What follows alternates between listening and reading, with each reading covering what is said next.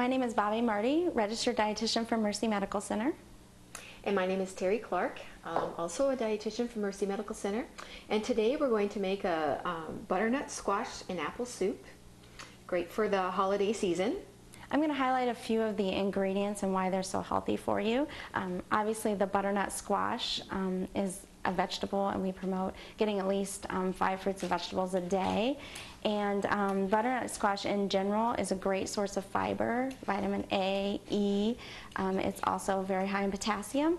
Also with this, a fruit is apple, and apple obviously is very high in fiber, and once again for your 5 fruits and vegetables a day. And so it's a great way to get in a very tasty, fruity, vegetable kind of soup that is very good to add to any dinner in the fall.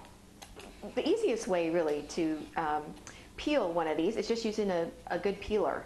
And so I'm peeling this butternut squash, and as you can see, it just simply comes right off. It's quite easy.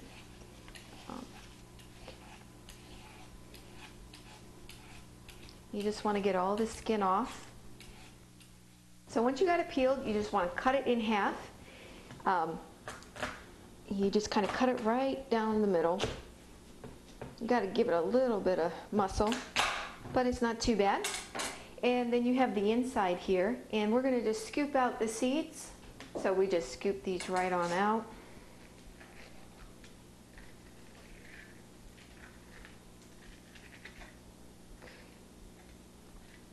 We have the finished product here.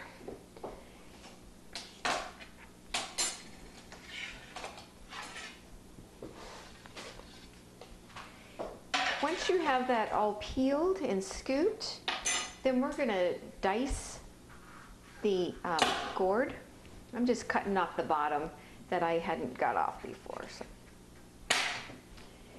And we're just going to dice it, and this will be the body of your soup. Flip it over. As you know, gourds can be a little tough to work with sometimes, but the butternut squash is one of the easier ones to work with. And just kind of dice it on up so that while we're boiling it in our chicken broth, it'll tenderize and get nice and soft. Okay, so we're getting pretty close to the end there. A nice diced up butternut squash. And we're going to go ahead and put this in our pan for the soup.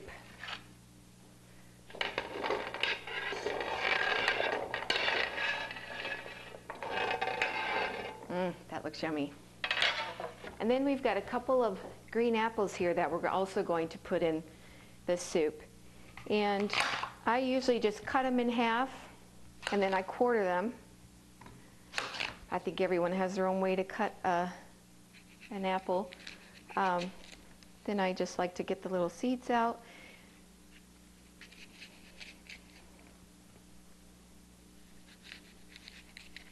Sometimes a paring knife might work with this too. So you have a little bit better control of the knife. Again, it's just cubing it. This is just going to melt right into that soup and give it some nice flavor.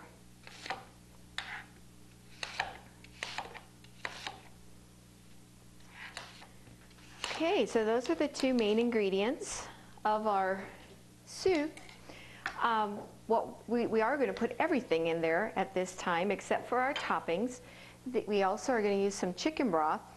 And it's, I have 2 cans. These are number 10 and a half can, what is that, 10 and a half ounces of chicken broth.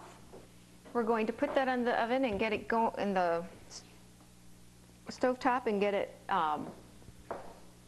boiling to soften that up.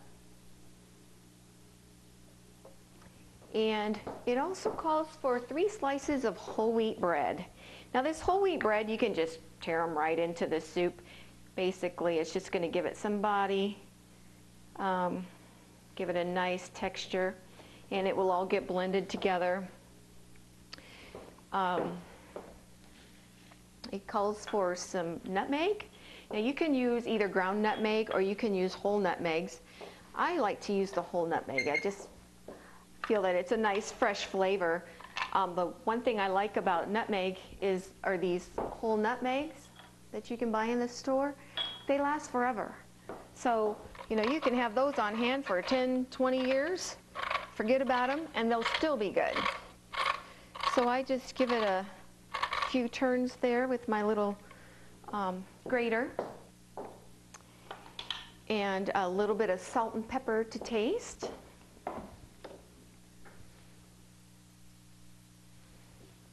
Now, depending on your health needs, you could omit that salt.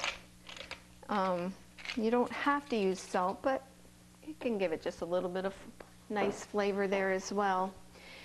And we also have fresh thyme. You can also use the dried thyme, and I do have fresh thyme today. This is about a tablespoon, and if you're going to use the dried, you want to use about a teaspoon. So we'll just use fresh today. It's a tablespoon of fresh thyme.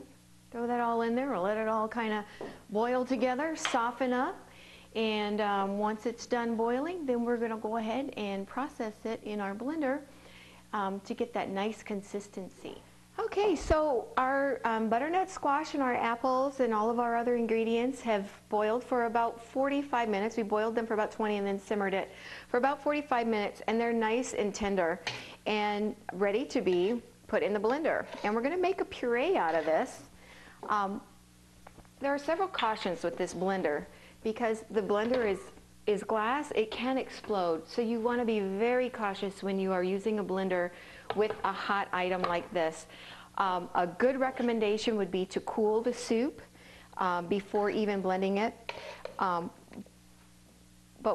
another thing that you could do is just not fill it all the way to the top, and then whoops, do not use the lid. You can use a kitchen towel to cover it. So I'm just going to put about, not even halfway, about a third of the way, and then I'm going to cover it with this just so it doesn't spill all over the place. So you want to make sure you're using a very clean kitchen towel, but not something that you really treasure because it is going to get a little dirty. I like to just sort of start out pulsing it.